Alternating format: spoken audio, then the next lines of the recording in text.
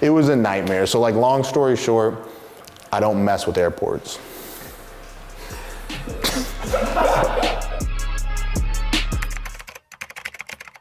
I remember one time I brought a tiny pocket knife to school.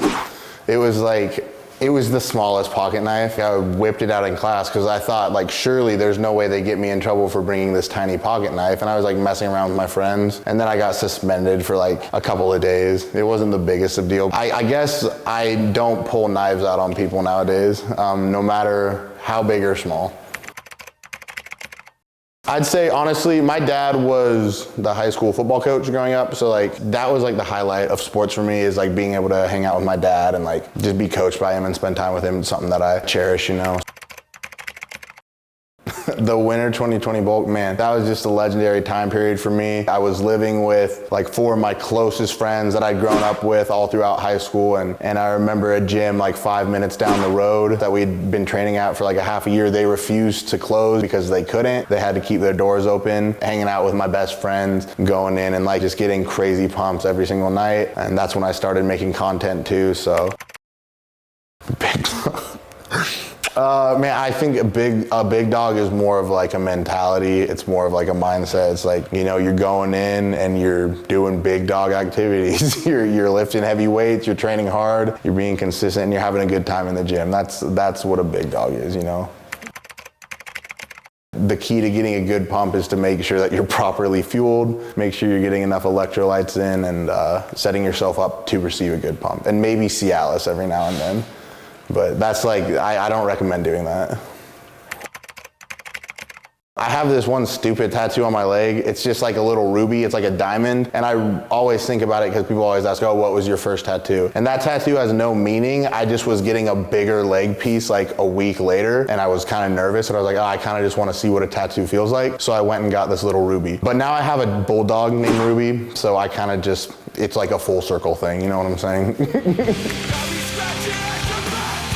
Top tier, Notice Me by Balance and Composure. I'm not even like the biggest Balance and Composure fan, but that song in specifically, especially like the last 60 seconds of that song, that's like a must. If I'm gonna go in for a PR, that's the song I'll choose 9 times out of 10. That song goes so hard.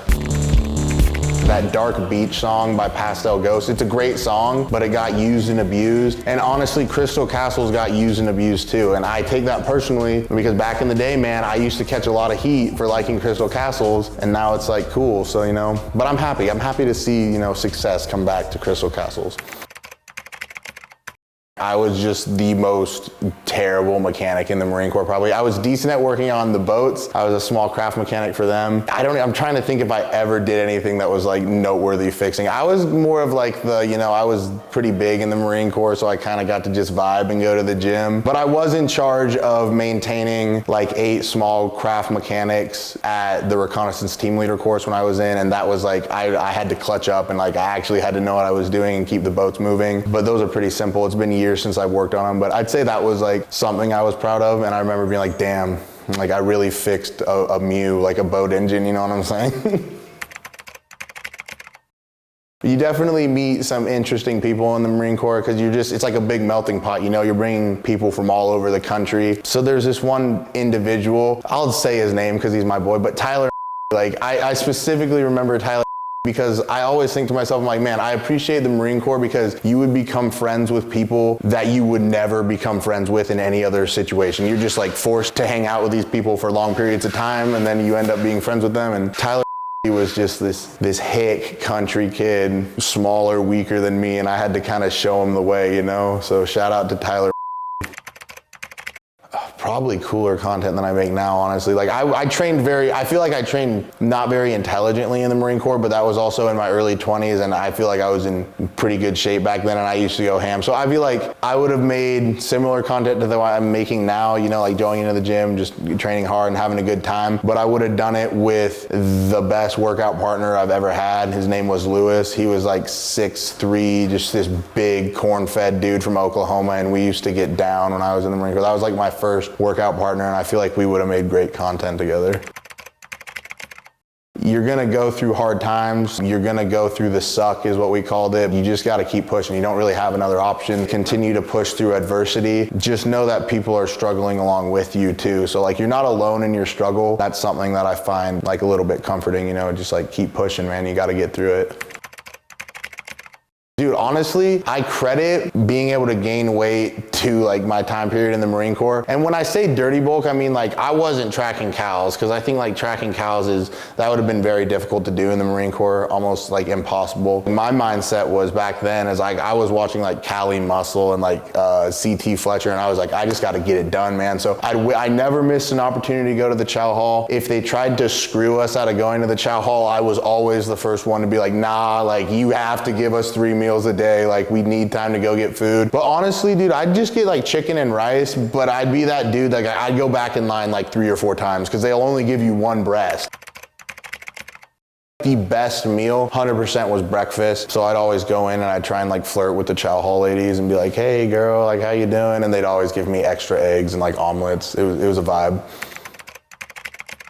Honestly, I'd say any kind of baking that my girl does. She has this crumble cookie dupe, and I think it's better than the like original crumble cookie. So if she bake, like I have to put outlaw and like bans on baking because she's a little baker and I can't be having cookies laying around the house, you know, I'm trying to avoid that.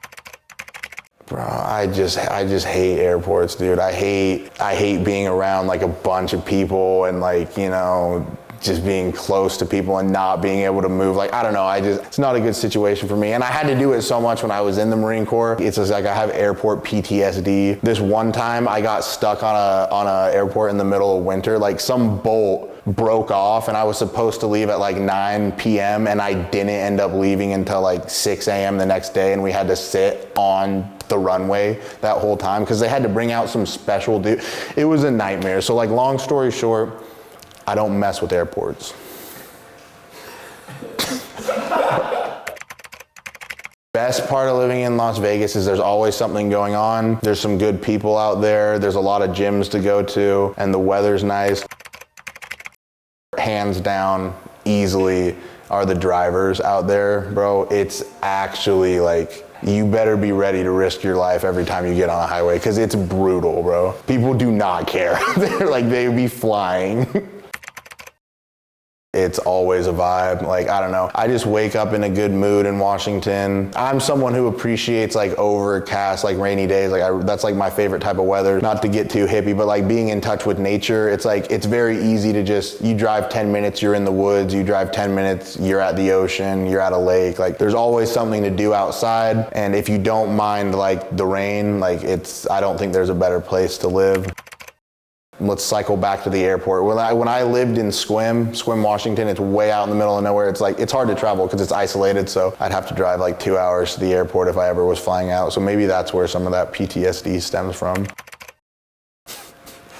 I can't say the actual meaning to that. It's so funny. That's just something that me and my friends used to say back in the day, P-Way the only way. And when I started making YouTube content back in 2020, we were like, damn, we need something to say like on the camera. And I was like, well, why don't we just say P-Way the only way? And that's why we were rocking with P-Way. P's up till we freeze up, you know? She'd probably say I'm the best and I'm her favorite because my bulldog loves me unconditionally. She'd probably say I don't give her enough treats and I need to like fatten her up a little bit because she is like the most yoked, cut up bulldog in the world. But I feed her, I don't know, she just has cracked genetics.